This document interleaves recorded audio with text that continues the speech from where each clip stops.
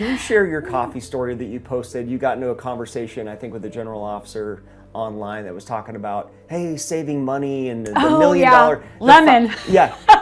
Please share that story. So he is he's a friend of mine, and he is very good at like finance, and he's investing and making really smart decisions with his money, which I do as well, right? I mean, my husband and I both being military, we can make investments and do whatever. But he was saying, why would people go to a expensive coffee? I won't use any brands, but why would you pay $7 for coffee? Buy the coffee at home, brew it. It's 50 cents, and he's trying to teach his kids and his coworkers, like, you could save $200 a month on coffee, and this is, $2,400 a year, and you can invest that, and then that grows. He's trying to show this like financial, the growth over 10 years, and now you're a millionaire because you don't drink coffee, and whatever. He's right. That's correct. However, I argued with him because that's always fun to do, and I said, hey, my thing is like, that's my time to bond with somebody and make a connection. I love going to get coffee. I love meeting people for coffee because that's where the stuff gets done. Not typing up a staff summary sheet and figuring out how I want to word something that's going to go through the glass doors. I want to go talk the problem out in person with you with our $7 lattes, right? So $14 right now. But that's my love language, is that time together. And my love language is to buy your coffee, right?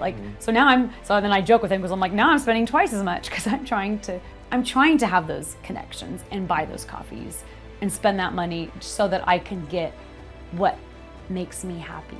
And that is the time with people and that connection. And during the recession of 2008, I was stationed in Korea, and everybody was losing money on their investments. If you had looked at your TSP, it would have been less than 50% of what you put into it. It was a very depressing time. And I remember talking to somebody who was going out to get ice cream, and they were poor or whatever.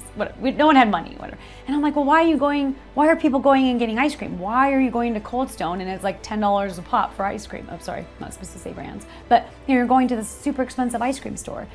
And I heard somebody say, they're not going out to dinner with their family because they can't afford a $100 dinner. They're making their macaroni and cheese at home, eating their vegetables, and then they're just going to go give their kids ice cream.